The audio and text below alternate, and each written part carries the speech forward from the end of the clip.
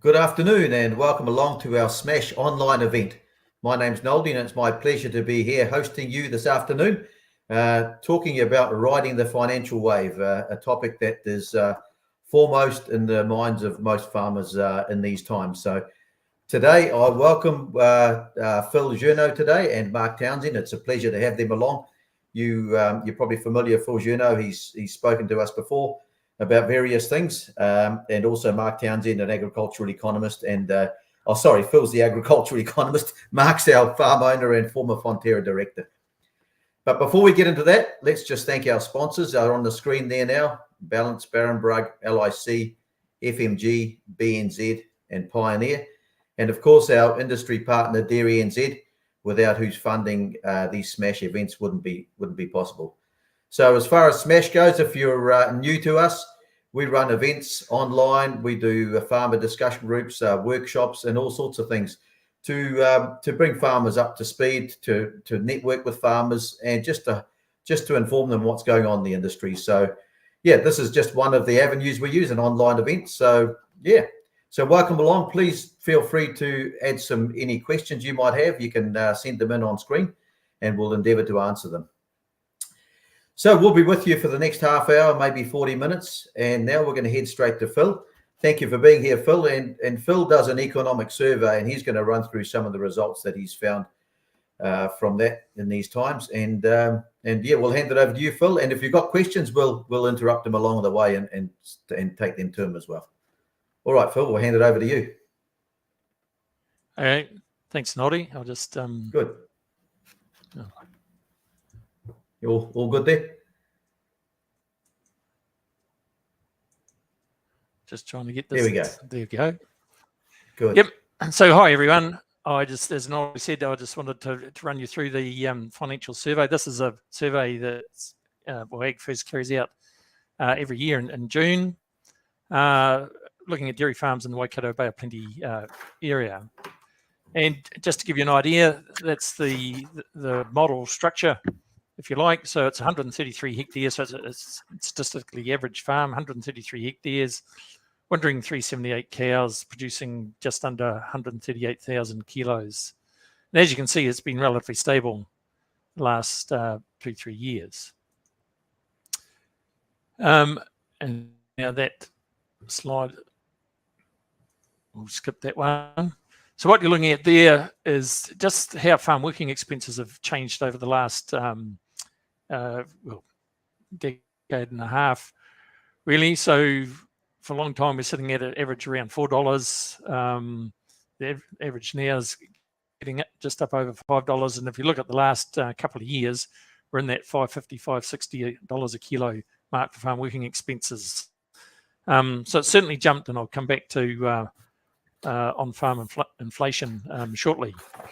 Just in terms of where farmers are spending money, and this is for farm working expenses, guys. So there are other areas, but just to give you an idea, so the green bar, which is our biggest expense, is feed.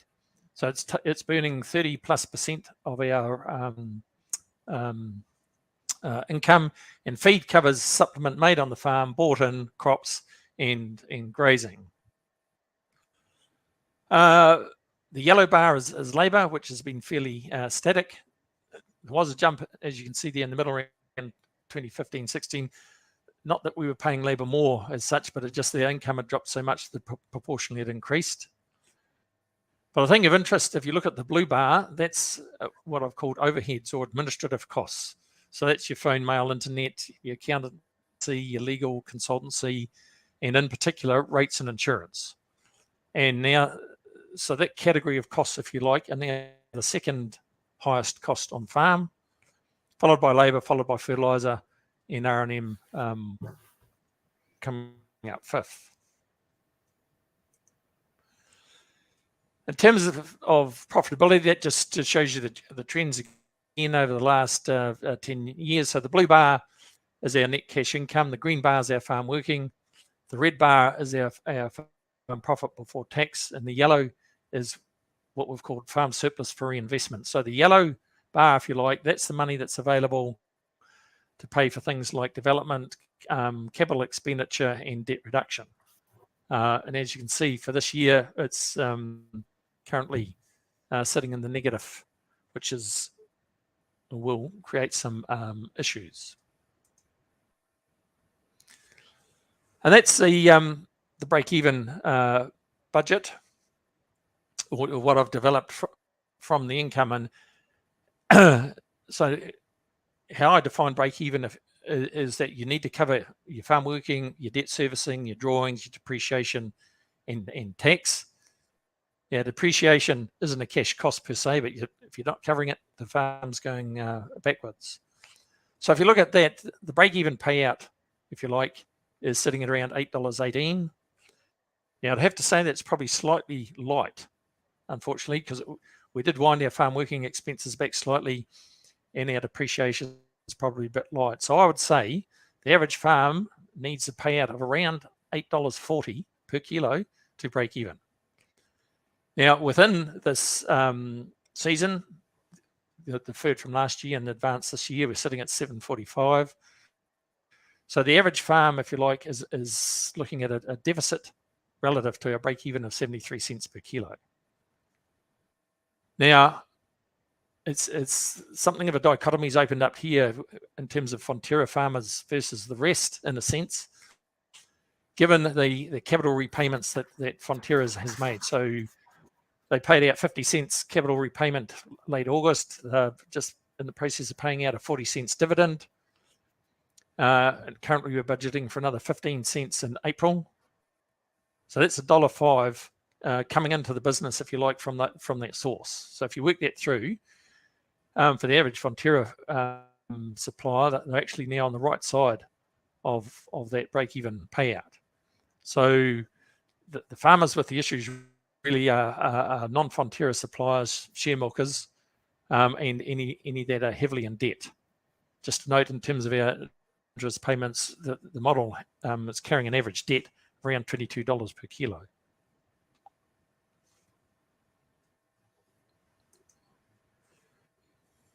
And that just gives an indication of where the money went. So the yellow bar again is our farm surplus for reinvestment. The dark blue is the dividends coming through. The green is any capital expenditure. The purple is debt repayment. The light blue is the capital repayment coming into this year, and the orange bar is our net cash position. So again, just looking at 23-24, we've got a negative farm surplus, which is the yellow bar, which is offset by our two blue bars. That's the dividend and the capital repayment. Currently budgeting for a slight capital payment.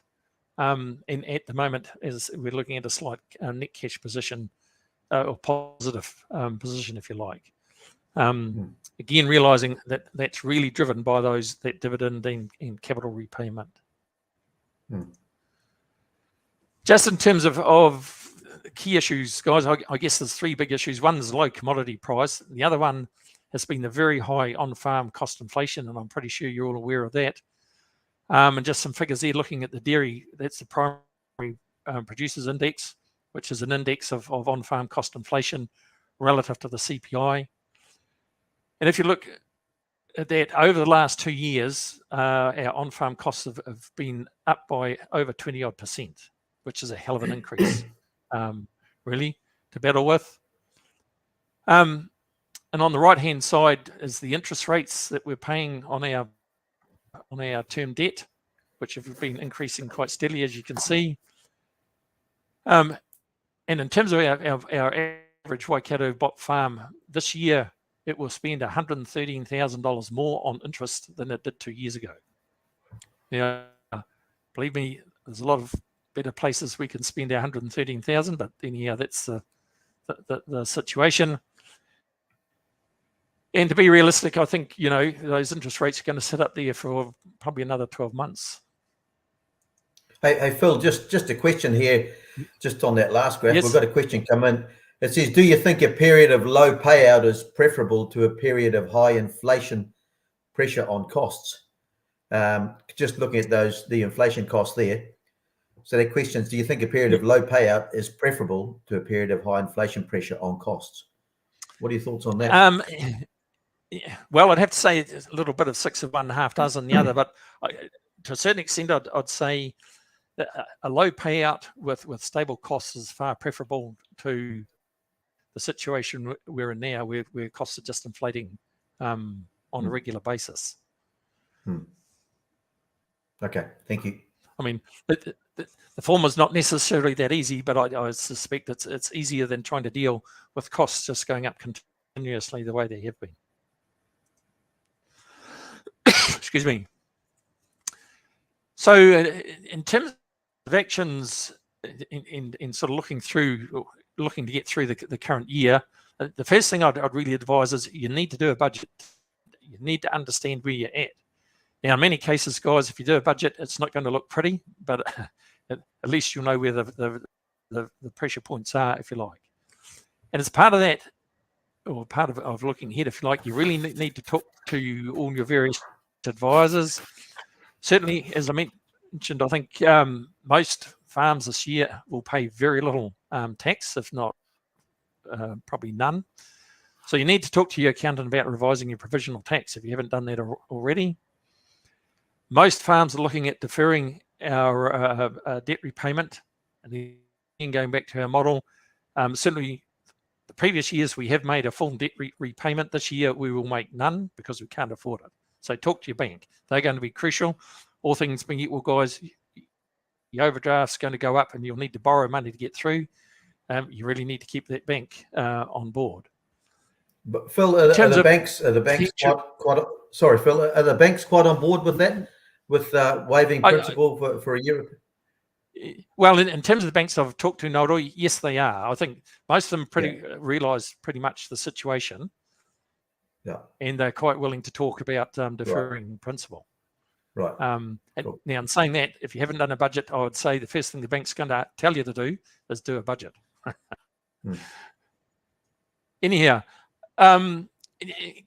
looking at your farm working expenditure, guys, again, work through your budget, talk to your farm advisors in terms of any potential reductions.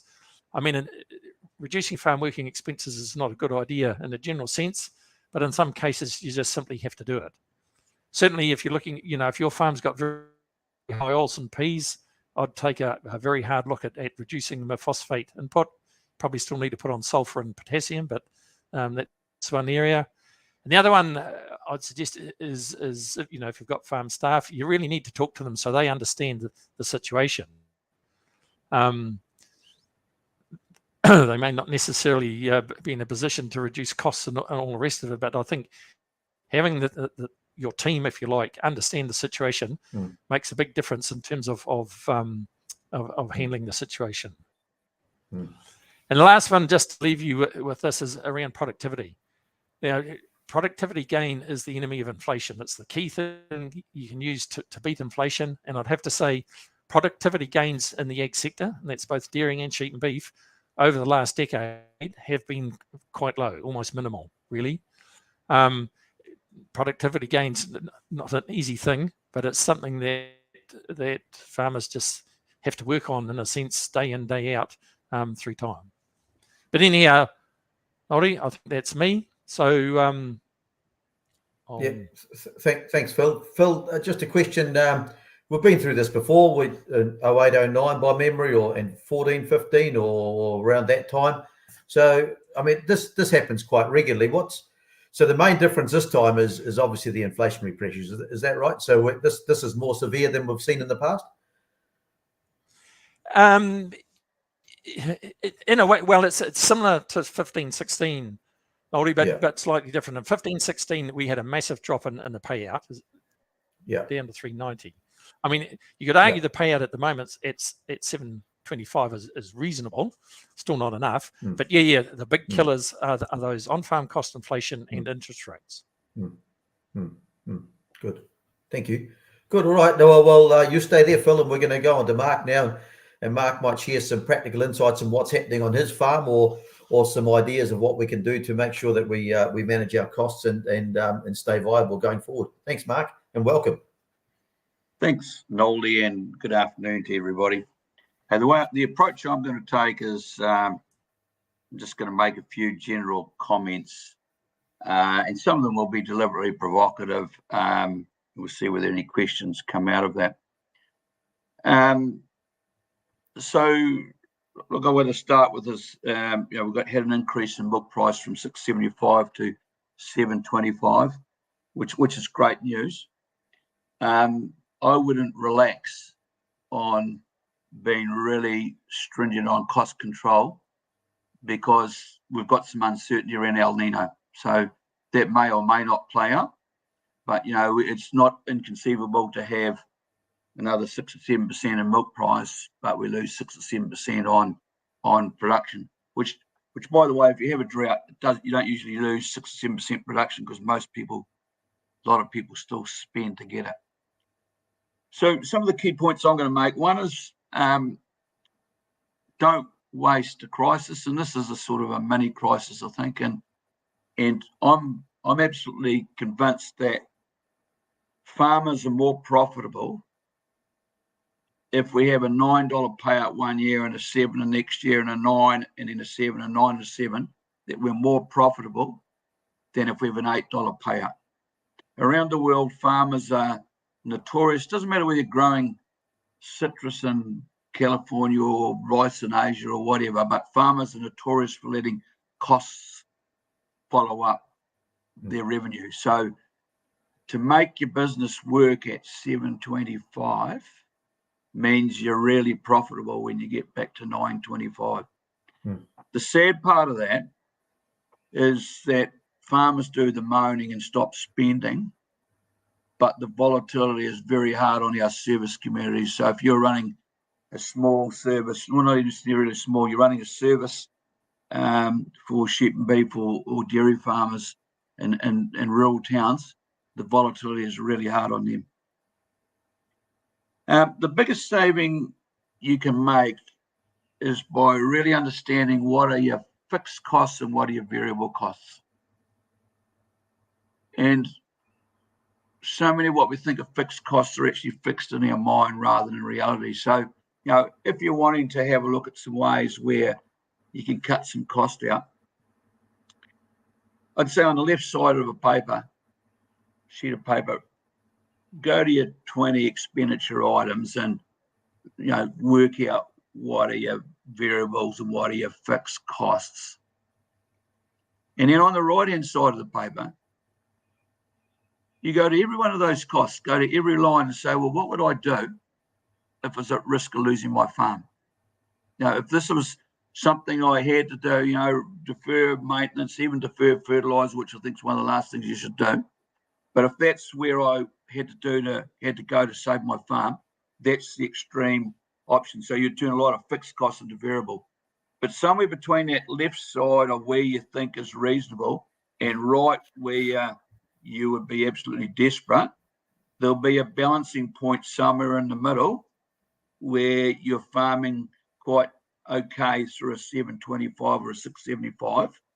There might be some deferral of R&M and things like that, but there'll be somewhere in the middle if you can break the mental block of, well, yes, I think it's a fixed cost, but it doesn't actually have to be a fixed cost.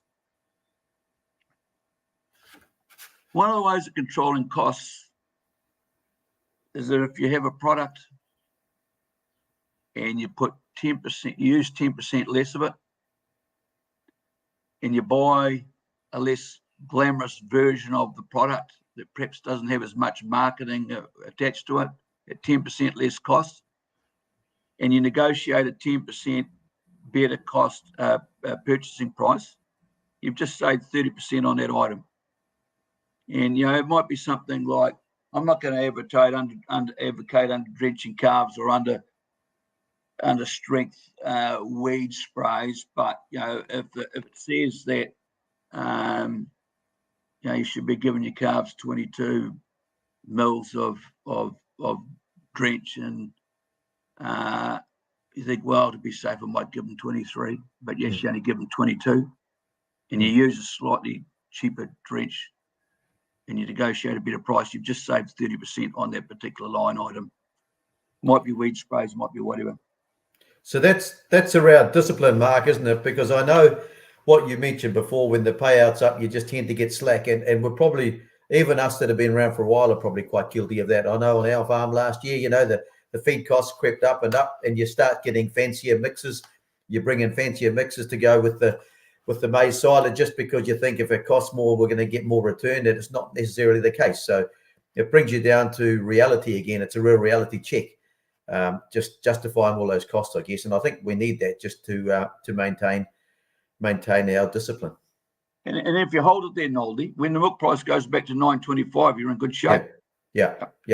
Good point. Okay, I think it's pretty clear that banks are just a little less farmer friendly now, and with overseas ownership of all of our banks, in the past, good operators could get really good backing from their relationship bankers, and a lot more of that now is done one or two steps away from the guy sitting around your kitchen table.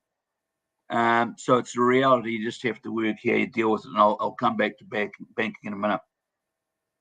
I see this, one of the questions that came in was, how do we get our farm team to buy into understanding the financial pressures that we might have as farm owners and farm operators? And the only advice I could give you there is share with them your information and take them through the pathway of why you're making the decisions you are. And you treat it in a way where you say, hey, I'm taking you into our confidence, my confidence, as part of your own learning. That if you want to be more than just a farm worker or contract milker or whatever it might be, that you're on a progression path, you need to understand this, because you know the 2008 or the 2015 or the 2023 will come again in 2028 or whenever. So that would be the way I would get them to try and buy into that.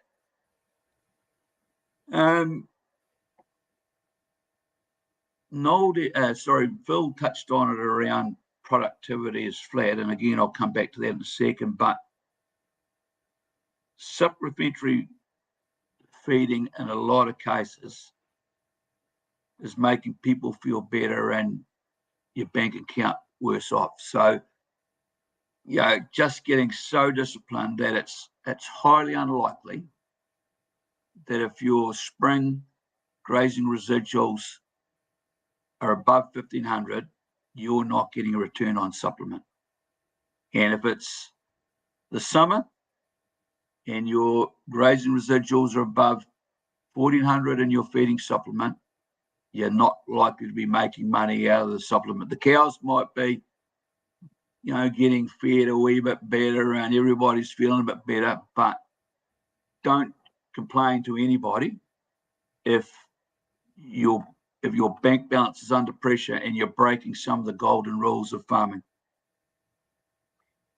I think the old rule of not spending more than 5% per kilo of dry matter, 5% of the milk price, is still a pretty good rule to have. And there might be a very short-term hole in the middle of mating or pre-mating or filling something until maize silage or something comes online where you can break that rule, but it's a pretty damn good rule.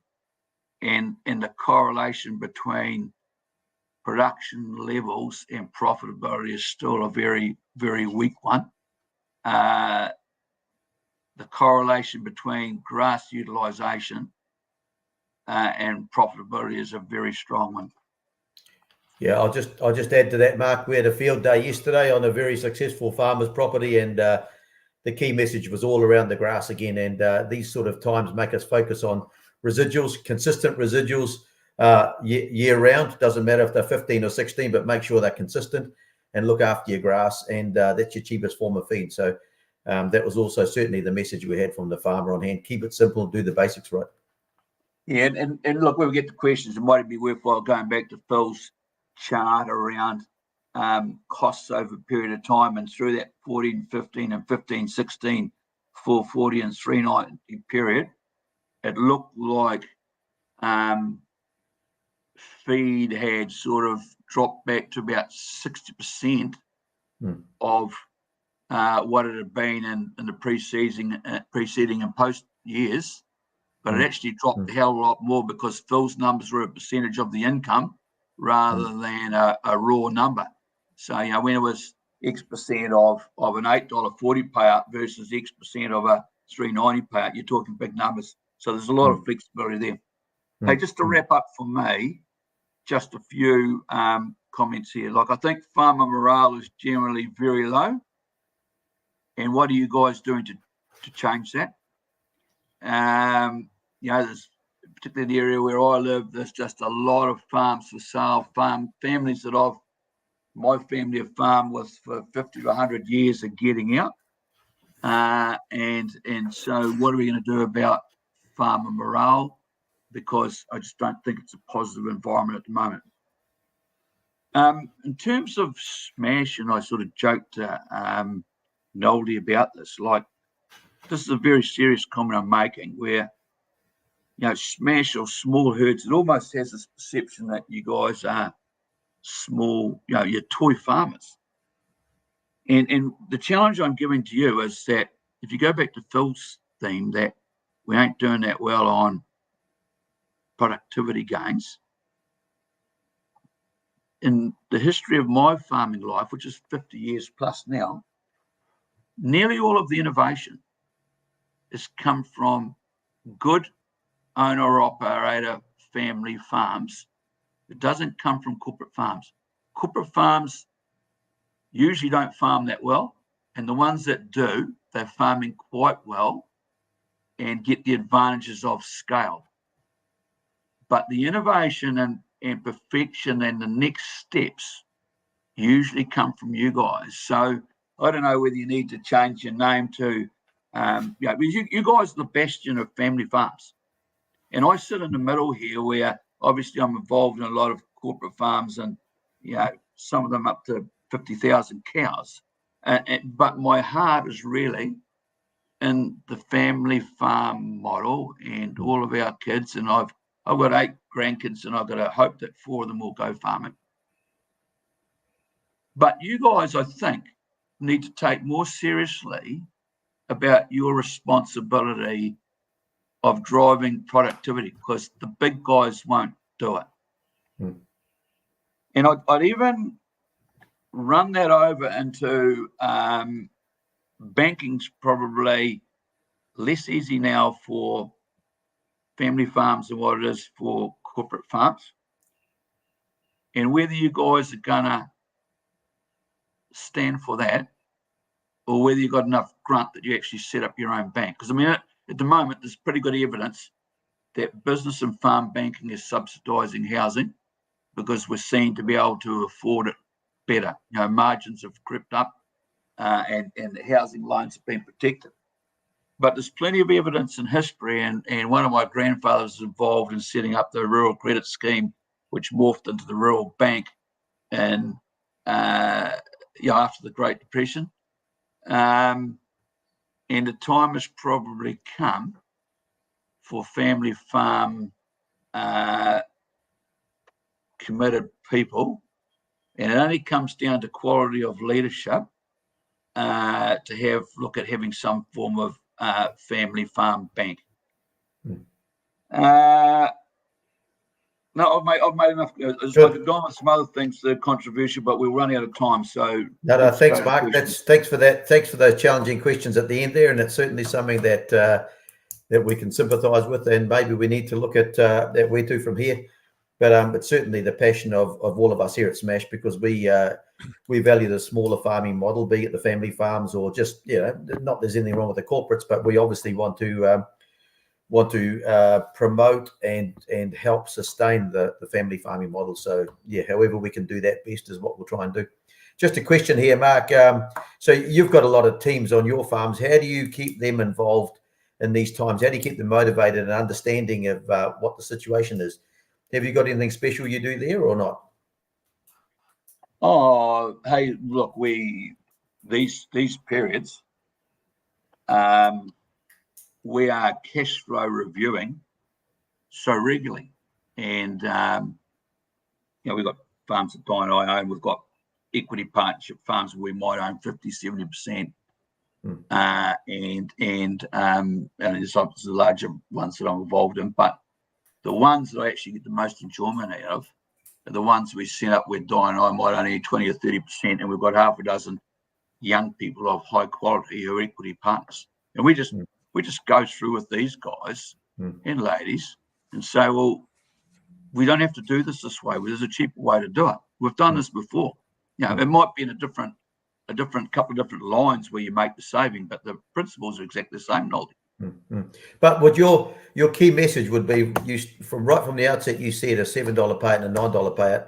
If we farm to a $7 payout consistently, then when it's $9, we'll make more money and be in a better position to ride out these $7 payouts. That's your? I'm saying volatility is a reality, and actually volatility is good for our businesses because it keeps us sharp. And I don't want to go into it, but I'm actually pretty damn grumpy how Fonterra is managed, placement on GDT. But I just don't want to comment on it anymore. But I think that we've scored a bit of an own goal as an industry here. But it is what it is, and so just sharpen your pencils and make the numbers work. Yeah, cool. And just, you mentioned Fonterra then. Have you got any other comments about the industry outlook going forward and the markets overseas? And what are your thoughts with that, just as you wrap up your spiel? Is that putting you on the spot a bit? Oh, hell, I'm really positive medium term. Every grasslands board meeting we have, the first quarter of an hour is about what we think is happening in global dairy trade, and we bring in people. I've got a guy, Vince Curtin, on our board who's ingredients trader and ex-Fonterra and Earl Rattray, and the clear message we're getting is it's hard to produce milk around the world for all the reasons that we're seeing it here, and supply and demand looks to be in favour of the supply looks to be a lot tighter than demand. It's positive. Okay, good. All right, thank you very much for that. So if there's any more questions to come in, we'll keep an eye out for them. Phil, did you have anything else to add? Mark alluded to one of your slides a little bit earlier, whether you had a comment around that. Oh, well, only in the sense, coming back to this question of feed and supplementary feed, I think most guys have passed the marginal benefit is now less than the marginal cost. And there's a very good tool on the Dairy NZ website where you can plug in the cost of your feed relative to your residual grazing level that Mark talked about, and it will give you an indication of whether you're going to make money or not. And I think most farmers would be surprised how little they are making out of a lot of the supplement. Right. Yeah. Hey, Phil, can you bring that slide up, please? Because I think it's just worth talking about.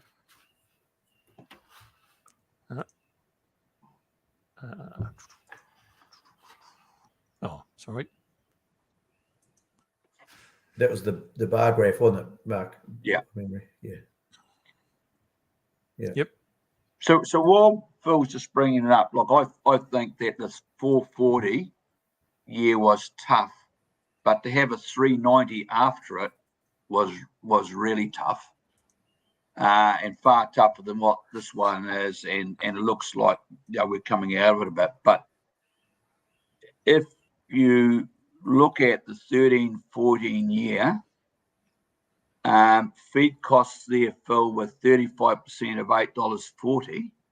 I've got the right number there, haven't I? Yeah. And the next year, they're only 27%, but that's 27% of 440.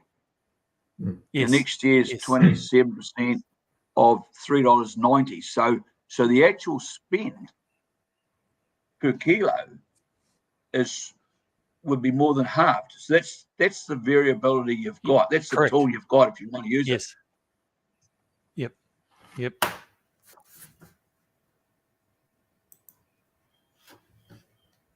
Cool. Good. Okay.